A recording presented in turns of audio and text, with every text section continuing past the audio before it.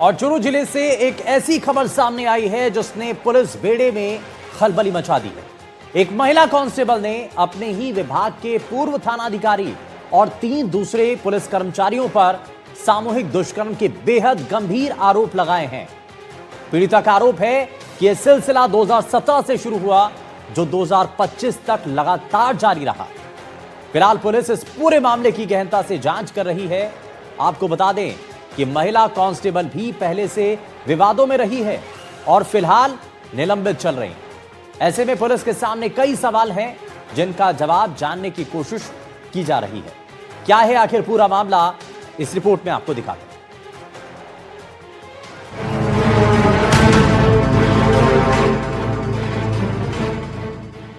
महिला कांस्टेबल से 7 साल तक गैंगरेप, 4 पुलिसकर्मियों पर केस दर्ज, ड्यूटी के बहाने होटल ले जाकर रेप, 2 महीने से निलंबित है पीड़िता।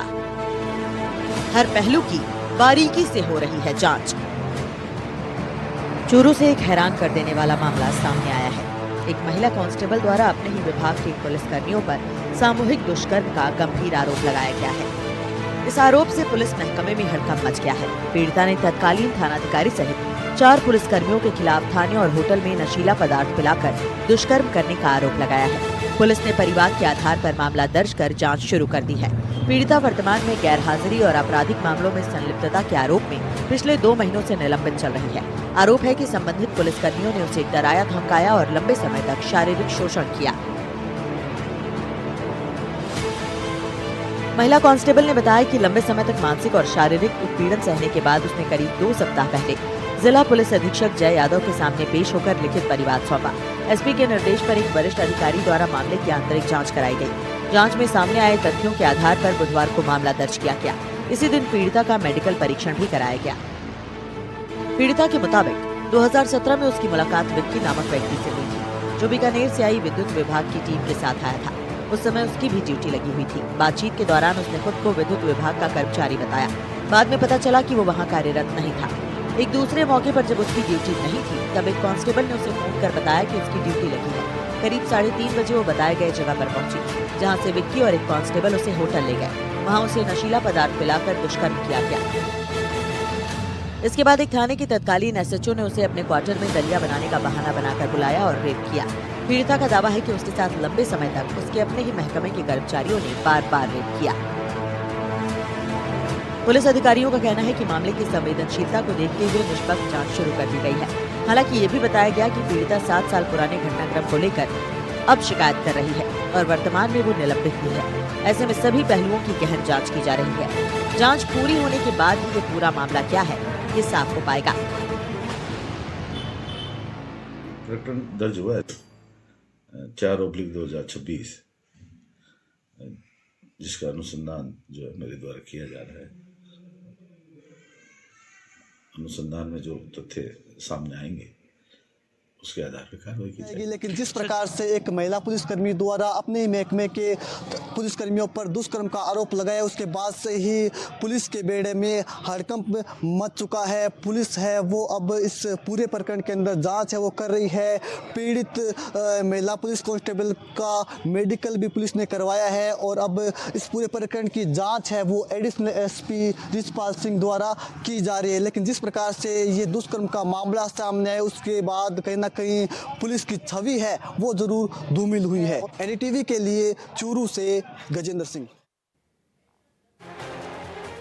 और अब खबर राजधानी जयपुर से है, जहां जयपुर एयरपोर्ट पर करोड़ों की जीएसटी चोरी का खुलासा हुआ है।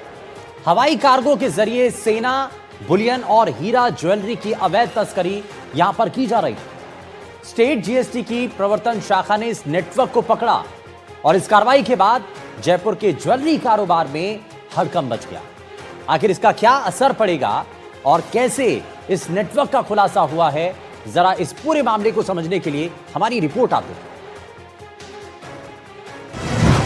हवाई कार्गो से अवैध तस्करी, करोड़ों की जीएसटी का खुलासा, जब्त की गई सोने हीरे की ज्वेलरी, कोलकाता से जयपुर तक फैला नेटवर्क।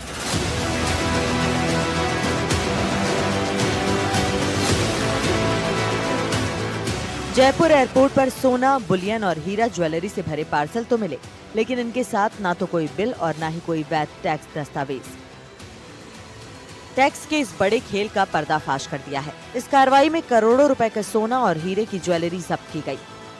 दरअसल जीएसटी टीम को पिछले कुछ दिनों से लगातार इस तरह की खबरें मिल रही थी कि कोलकाता सहित दूसरे शहरों से जयपुर एयरपोर्ट पर हवाई कार्गो के जरिए बिना जीएसटी बिल के बड़े पैमाने पर करोड़ों की ज्वेलरी लाई जा रही थी।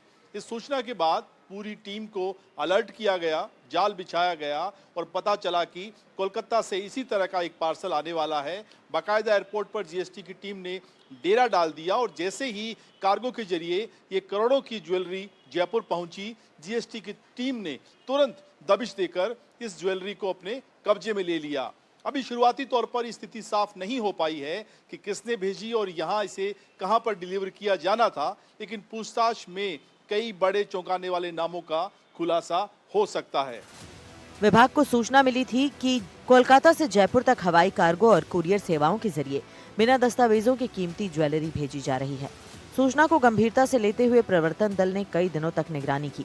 पूरे अंतर्राज्यीय नेटवर्क की पड़ताल की गई। जैसे ही घरेलू हवाई अड्डे पर कुरियर के जरिए सोना और हीरा ज्वेलरी से भरे पार्सल पहुंचे, टीम ने तत्काल घेराबंदी कर दी। जांच में सामने आया कि ये ज्वेलरी बिना टैक्स और बिल के भेजी गई थी। जब्त माल की कीमत करोड़ों रुपए बताई जा रही है। स्टेट जीएसटी विभाग ने अब ज्वेलरी का बाजार भाव से मूल्यांकन शुरू कर दिया है। इसके आधार पर संबंधित कारोबारियों से टैक्स, जुर्माना और पेनाल्टी वसूली जाएगी।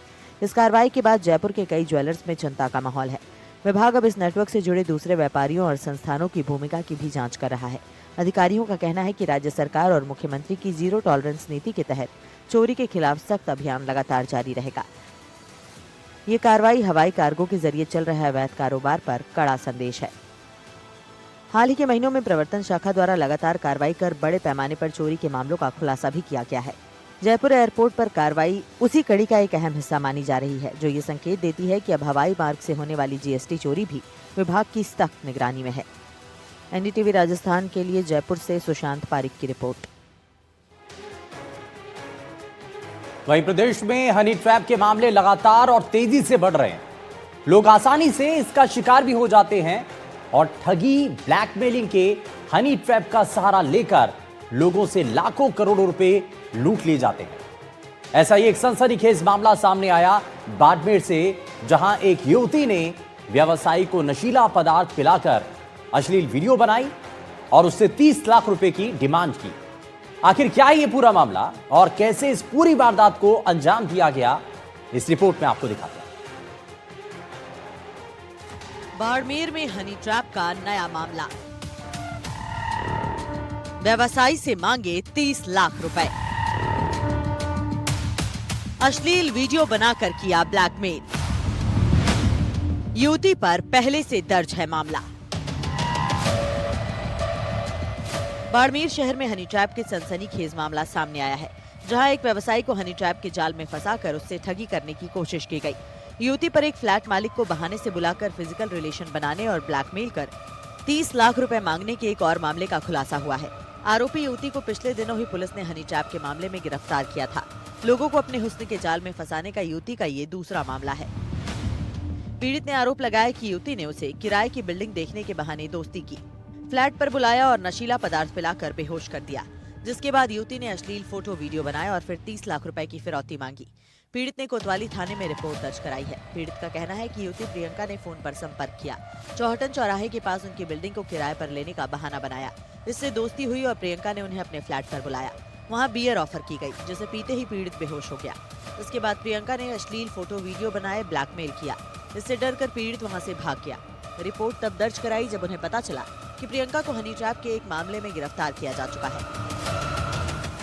कोतवाली थाना अधिकारी मनोज कुमार ने बताया कि प्रियंका के खिलाफ मामला दर्ज कर जांच शुरू कर दी गई है। पुलिस पूरे गिरोह की तलाश कर रही है और पता लगा रही है कि बाड़मेर में कितने दूसरे लोगों को इस तरह से फंसाया गया है। हालांकि कोर्ट से जमानत मिलने के बाद युवती फरार बताई जा रही है। पुलिस अलग अलग एंगल से जांच कर रही है ताकि गिरोह के दूसरे सदस्यों का पता लगाया जा सके। ये मामला बाड़मेर में हनी ट्रैप की बढ़ती घटनाओं को उजागर करता है, जहां ब्लैकमेलिंग के लिए अश्लील वीडियो का सहारा लिया जा रहा है। पुलिस ने लोगों से अपरिचितों से सतर्क रहने की अपील की है।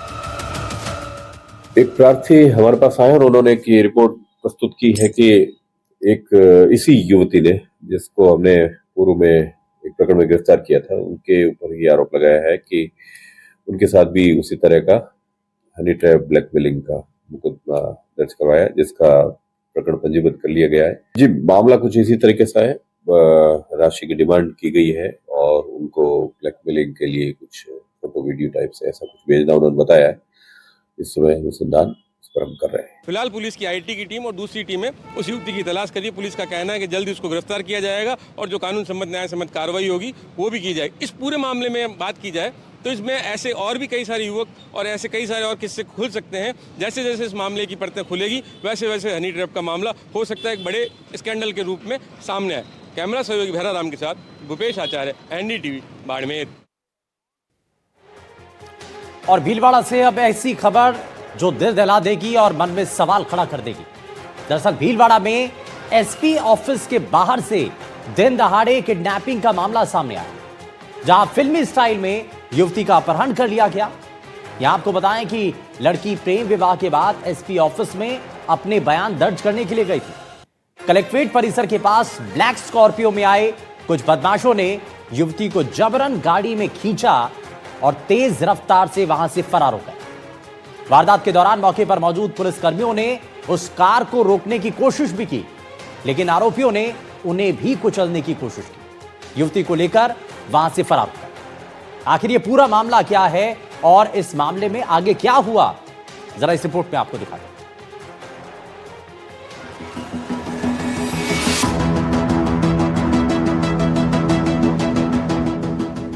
भीलवाड़ा में बेखौफ बदमाश, एसपी के बंगले के बाहर से युवती किडनैप, पुलिस वालों पर गाड़ी चढ़ाने की कोशिश, प्रेम विवाह के बाद बयान देने आई थी युवती। भीलवाड़ा जिले में एक चौंकाने वाली घटना ने सबको हैरान करके रख दिया है। यहाँ एसपी ऑफिस के वीआईपी इलाके में बेखौफ अपराधियों ने एक युवती का अपहरण कर लिया। युवती अपने प्रेम विवाह के बाद बयान दर्ज कराने आई थी। अचानक हुई इस वारदात से पूरे इलाके में अफरा तफरी मच गई। एसपी ऑफिस के परिवार शाखा में तैनात पुलिसकर्मियों ने बदमाशों की गाड़ी को रोकने की भी कोशिश की, तो बदमाशों ने उन पर भी गाड़ी चढ़ाने की कोशिश की। बाद में उच्च अधिकारियों को सूचना देने पर नाकेबंदी करवाई गई, जिसके बाद पुलिस ने अपहृत युवती को मुक्त करवाया। 2 लोगों को पुलिस ने हिरासत में लिया है, जिनसे पूछताछ जारी है। पुलिस ने अपहरण में काम में ली गई जीप को भी जब्त कर लिया है। आपको बता दें कि लक्ष्मीनियास गांव के गोपाल जाट ने बड़ला गांव की युवती से प्रेम विवाह किया था। दोनों की शादी से लड़की के परिजन नाराज थे। शादी के बाद बुधवार शाम को प्रेमी जोड़ा एसपी ऑफिस अधिकारियों के सामने पेश होने पहुंचा था। इस बीच शिवराज जाट, कालू जाट और उसके साथियों ने युवती का स्कॉर्पियो गाड़ी में अपहरण कर लिया। पुलिस ने बदमाशों को पकड़ने के लिए नाकेबंदी की, जिसके बाद कोटड़ी थाना क्षेत्र में बदमाशों को पुलिस ने डिटेन कर लिया। थाना प्रभारी शिवराज गुर्जर का कहना है कि बुधवार शाम को एसपी ऑफिस में हुई इस घटना के बाद अपहरण का मामला दर्ज किया गया। युवती को उसके परिजन यानी कि पीहर पक्ष के ही लोग ले गए थे। लड़की के परिजनों के खिलाफ राजकार्य में बाधा पहुंचाने का मामला एसपी ऑफिस में तैनात एसआई प्रताप सिंह की रिपोर्ट पर दर्ज किया गया है। फिलहाल मामले की गहनता से जाँच की जा रही है। शाम के टाइम की ये घटना है, 6-7 बजे की। एक लड़की वगैरह को जो उनके परिजन खुद ही उठा के ले गए, उसके लड़की के परिजन वगैरह खुद ही ले गए थे। लड़की ने स्वेच्छा से किसी लड़के, दूसरा कोई गोपाल जाट नाम का कोई लड़का उसके साथ में रहने लगी थी और स्वेच्छा से रहती थी अपना साथ के अंदर। दोनों बालिग है। चूंकि वो लेके थे, इस बात का हमारे जैसे संज्ञान में आया, हमने मुकदमा दर्ज कर लिया। मुकदमा दर्ज करने के बाद के अंदर हमने उनके जो आरोपी है वो लड़की के परिजन, उनको डिटेन कर लिया गया है और आगे वाली कार्रवाई जारी है। बेखौफ बदमाशों ने भावनाओं में बहकर एसपी ऑफिस से इस वारदात को अंजाम दिया। ये न केवल पुलिस को चुनौती थी, बल्कि कानून के रखवालों के ऊपर भी जिस तरह से जांबाज कर्मचारी पुलिस कर्मियों पर भी गाड़ी चढ़ाने का दुस्साहस किया, तो कहीं ना कहीं पुलिस भी इस पूरी घटनाक्रम से सकत्ते में है।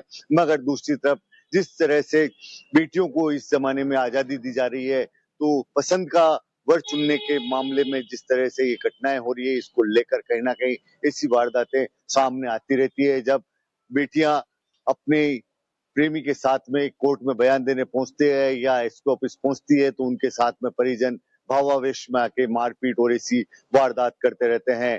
आज की घटना ने कहीं ना कहीं पुलिस ने 2 लोगों को डिटेन किया, 2 लोगों को हिरासत में लेने के साथ में जो वारदात में प्रयुक्त, अपहरण की वारदात में प्रयुक्त स्कॉर्पियो गाड़ी जब्त तो कर ली है, मगर अभी भी पुलिस के लिए कई तरह की चुनौतियां इस मामले में और बनी हुई है, क्योंकि बहुत से लोग और भी इसमें शामिल है जिनकी अभी भी पुलिस को तलाश है। नवीन जोशी, कैमरा पर्सन अरुण के साथ, एनडीटीवी भीलवाड़ा। तो फिल्मी स्टाइल में किस तरीके से अपहरण का यह मामला सामने आया और इस घटना के बाद से लोगों के मन में सवाल है कि एसपी ऑफिस के बाहर ही अगर कोई सुरक्षित नहीं है, वहां से अगर किडनैपिंग हो रही है, तो आखिर आम लोगों का क्या होगा और बाकी जगहों पर पुलिस किस तरीके से सुरक्षा व्यवस्था आम लोगों को मुहैया कराएगी। लेकिन इस घटना ने सभी को हैरान कर दिया है। फिलहाल इस मामले को लेकर के पुलिस ने कार्रवाई तो कर ली है, लेकिन एक बड़ा सवाल जरूर खड़ा है। हमारी खास पेशकश में फिलहाल के लिए बस उतना ही, लेकिन तमाम बड़ी खबरों को जानने के लिए आप बने रहिए एनडीटीवी राजस्थान के साथ। नमस्कार।